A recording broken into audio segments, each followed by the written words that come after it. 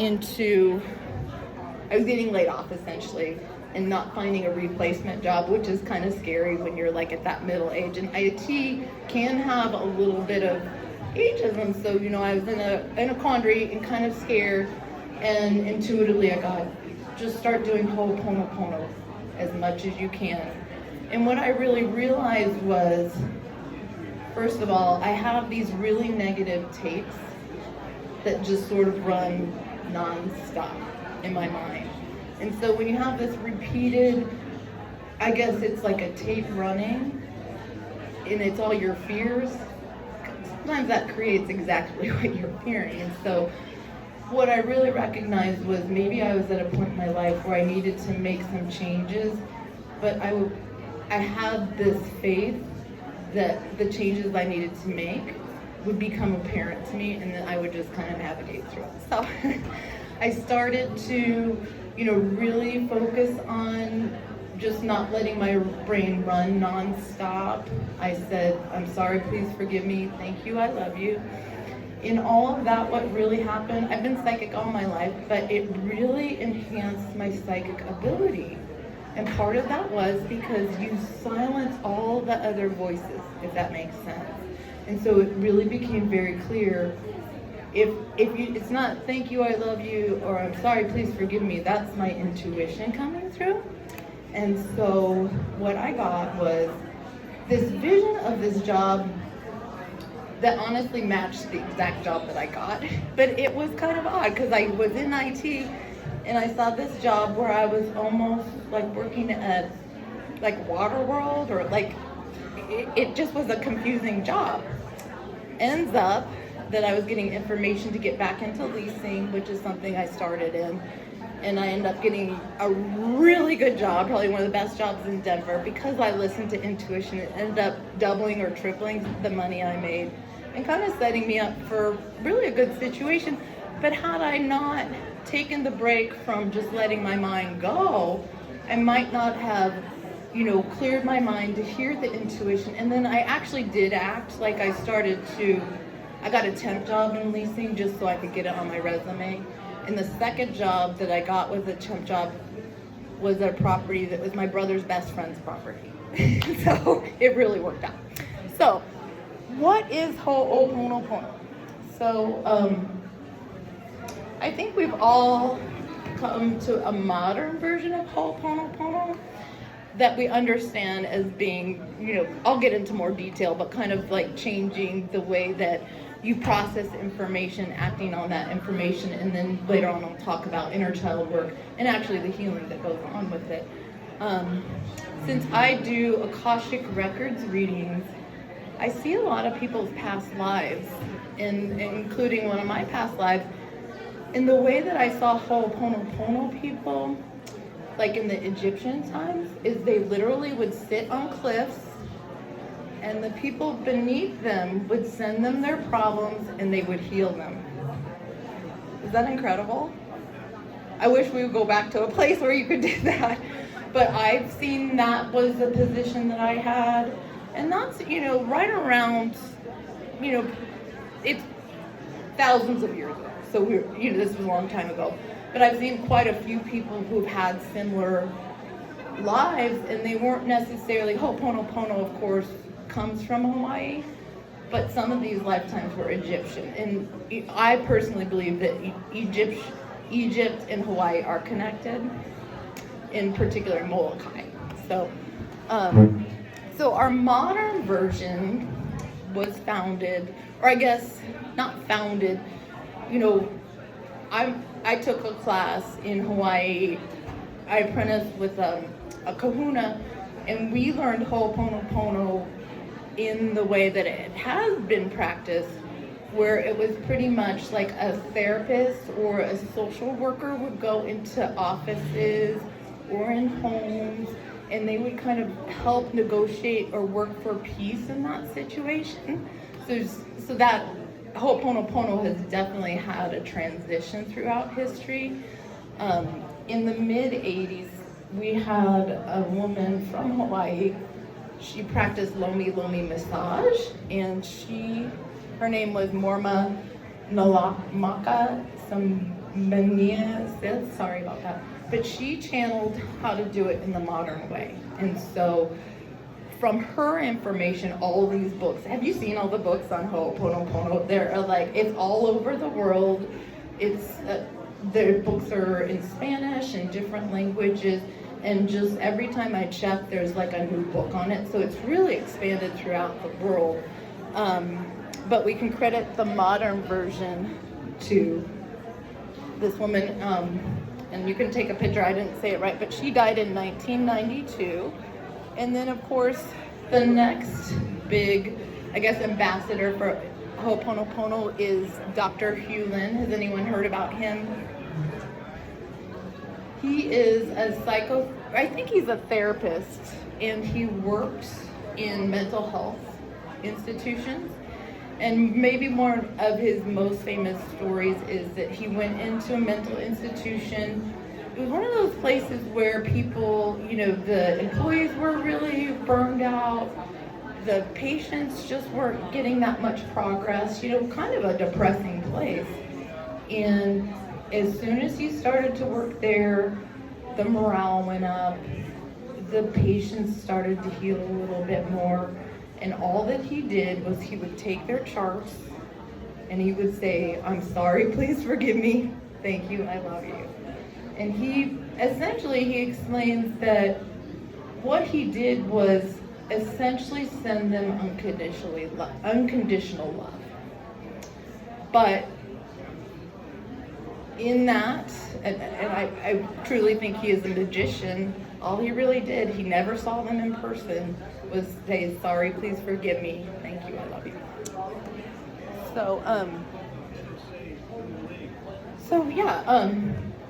So if you're trying to use Ho'oponopono in your daily life, it can be super, super simple. Basically, I try to neutralize any thoughts that I have, or else I try to say, sorry, please forgive me to things that I want to improve, or thank you, I love you to the things that I like. In all of that, I think that there's a limit to how effective Ho'oponopono is, actually, because when I started to really get serious with it, didn't stop doing it, and then started doing inner child work, that's when things really started to shift with me. Is anyone familiar with inner child work at all? Yeah. I'll be honest, I'm not an expert on inner child work, but I would say in general, it's pretty valuable for anyone. It does, for me, it was a very, very profoundly intense healing experience. So, I would say, if someone says you just say, thank you, I love you, sorry, please forgive me, it's kind of missing the point of what Ho'oponopono is, because one of the points is keeping with it, and then also to do the inner child work. Because in the inner child work, you are actually healing yourself. When you heal yourself, we all know sometimes our life just does change. In addition, once I got into Ho'oponopono, I read as many books as I could. I haven't read as recently as some of the new books coming out, but I also learned that there's a technique where you, if you want to change a situation, you just take an eraser and you just tap it. And that just I'll show you, it just kind of clears the energy about things. And then also, one of the other things that is really, really effective is I put this word called Ceeport, C-E-E-P-O-R-T. And it's a word that's, of course, charged. It has kind of the power of Ho'oponopono, so it has healing power. But I put it on I have a sump pump that always goes off, or my fridge is 18 years old, or, I just put it on appliances, and it's kind of like a healing prayer as well. So, hello.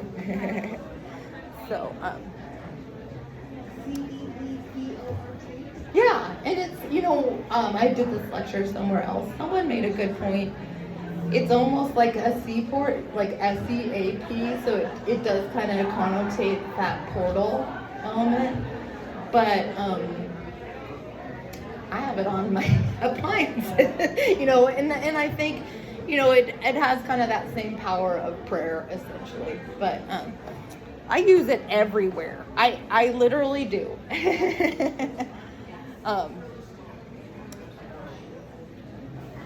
Yeah, so inner child work, I probably am not going to say that I'm an expert on doing inner child work, but if you are interested, there probably are quite a bit of videos that you can engage in.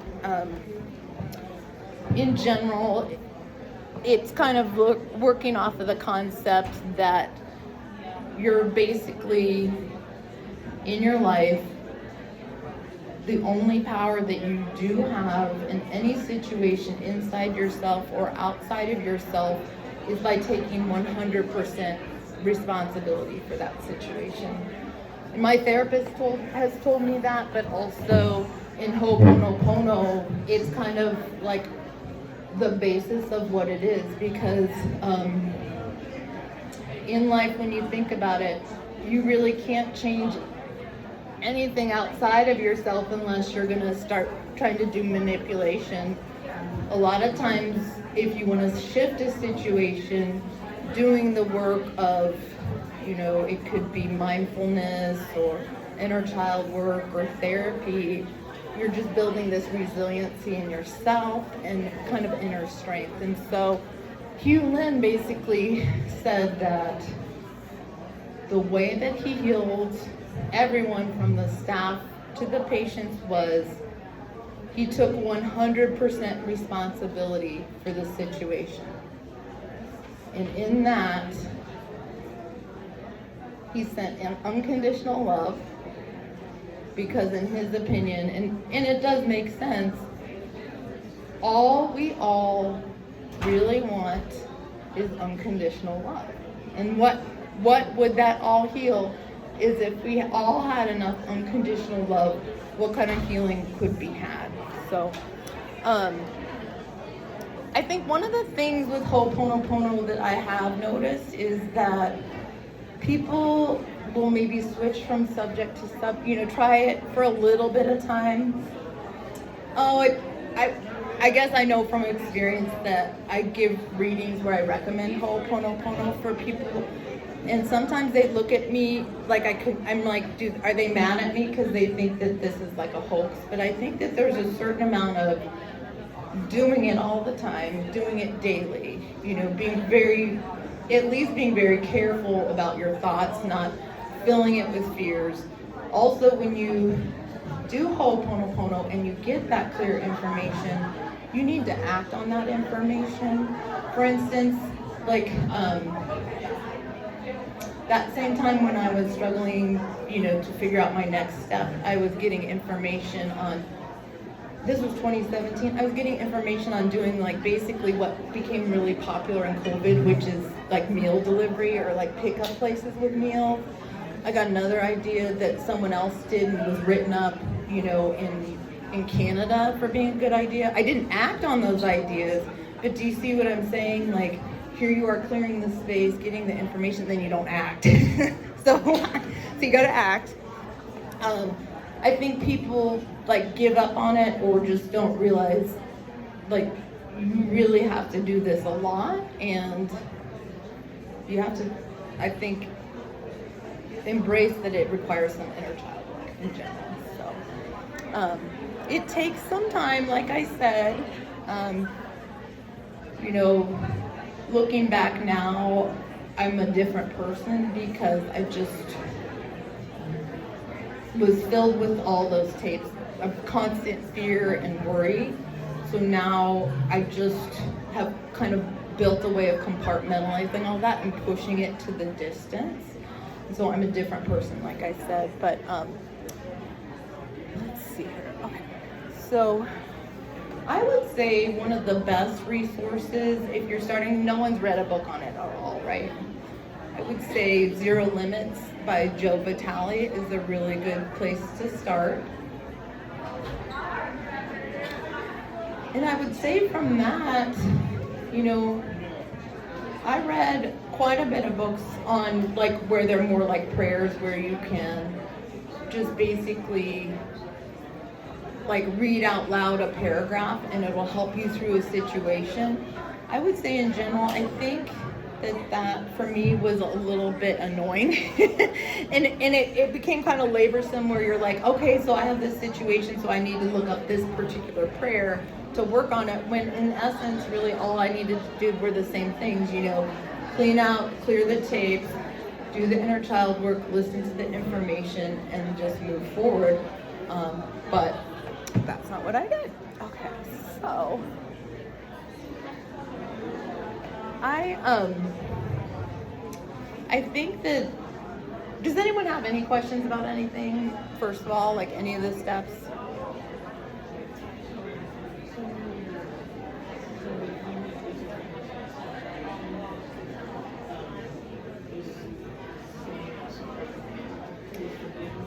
I'll give you an example. Yeah, that's a really good question. So, I had a situation where I just didn't get along with my boss, or I don't even know what all it was, but I started, not out loud, but around him, and anytime I would think about him, I would just stop what I was thinking, and I would say, sorry, please forgive me, over and over again. And then, I don't know, like I said, this was before I did the inner child work, this was right at the beginnings of it. I don't know what I did differently, but it might have been just as simple as I wasn't as like anxious around him. You know, I was just like more mellow, but it did improve. Like I did see a noticeable improvement in that situation.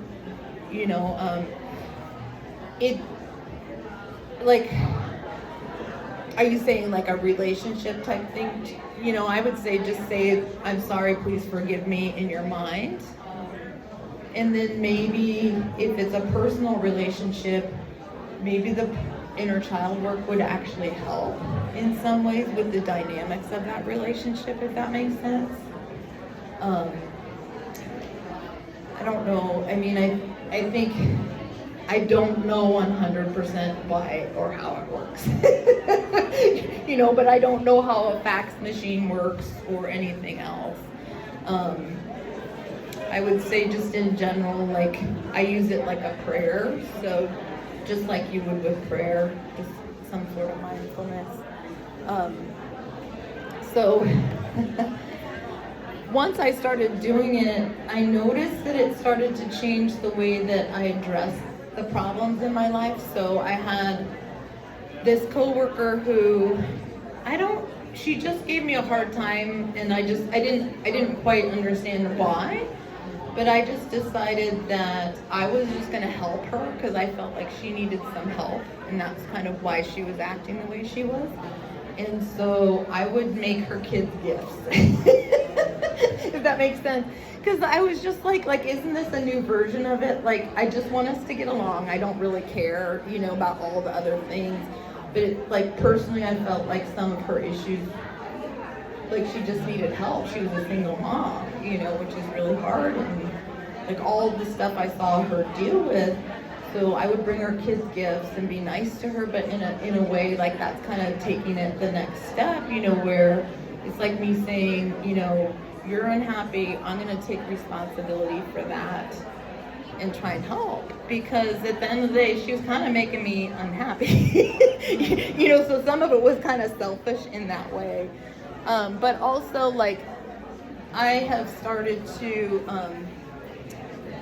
like, even at fairs, I'm a psychic, so I'm really empathetic. So like one time someone was super late, and it was just like she was upset, you know, and then I was upset because I'm empathetic. So I was like, I'll just go get our chairs, because then I, you know, I won't feel. But I think overall, like, it's taking it to that next level, or kind of understanding more, is like we are connected, you know, like I can help you by helping myself. I can try and help you by taking responsibility for what ails you. And like all in all, we are kind of coming to a new era in life where we are kind of dealing with issues that are our problems, that everyone needs to help. And so I think, it'd be helpful if we all maybe thought this way a little bit more, and maybe we do have the potential just in our little tiny selves, to impact by healing ourselves and helping other people. I would say, practice is very, very, very important with this, but I think probably one of the biggest lessons in Ho'oponopono is, I think that if people started using it more on a regular basis, their intuition or their access to their intuition would be a lot clearer. And I think, with that in mind, I think it's something that in general I recommend to a lot of people, because we all just, our mind is just very, very valuable real estate. Whatever we fill with that real estate is going to start make an impact on what we have. Some of us are really, really powerful. What we think manifests right away. So we need to take ownership of those thoughts and to understand that they're planting seeds for future actions, and just be more accountable and, not accountable necessarily, but like more responsible, more conscious of our thoughts and our power in our day-to-day life. And I think also, like, this is taken away the need for me to do like the Esther Hicks type manifesting things, because in the past, before Ho'oponopono, I would think, I put my mind to something and it's going to manifest. But in doing Ho'oponopono and seeing how I got a way better job than I would have created, I kind of let go of that need to, I guess, control or, envision my future. And I've trusted more like, maybe I don't have as much of an idea of the great design that life could have for me as if I would if I let go. If that makes sense, And I think overall, that in and of itself, just kind of letting go of the control of what direction this heads or that direction, it does really open up in the way that we limit ourselves, I think, in what we think we can do. Does that make sense? Yeah. So, well, did you have any questions? All right, I went through everything so fast.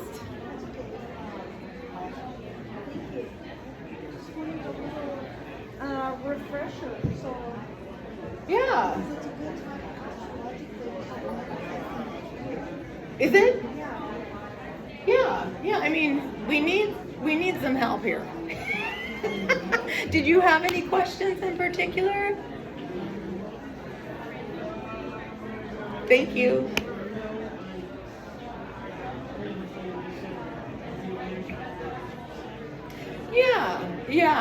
Yeah, and yeah, I mean, I'm pretty like,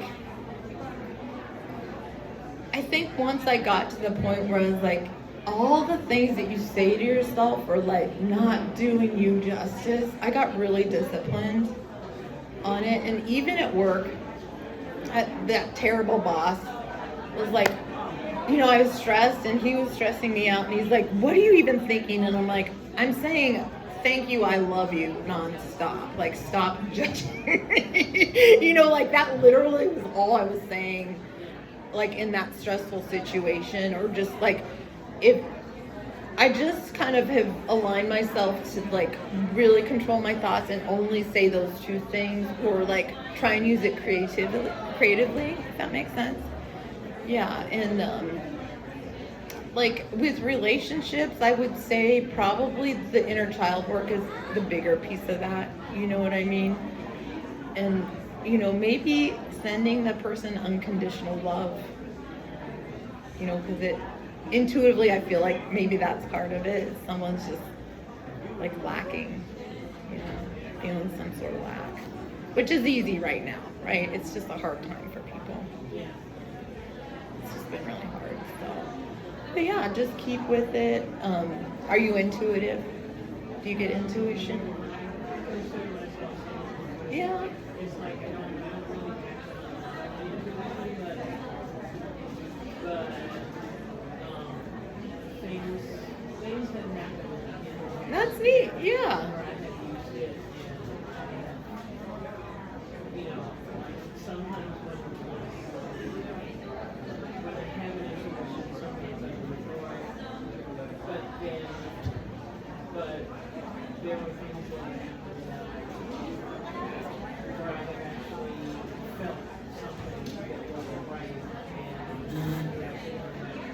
It was true. Yeah.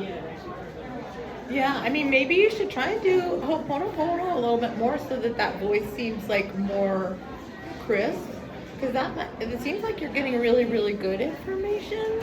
You know, maybe just like tuning into it a little bit more or like really focusing more.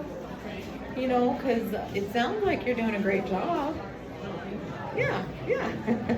Sorry, I went through my lecture so fast. Yeah, you did. So sorry. Yeah, sorry about that. Sorry. I did go fast. Sorry. But did you have any other questions or? Oh, good.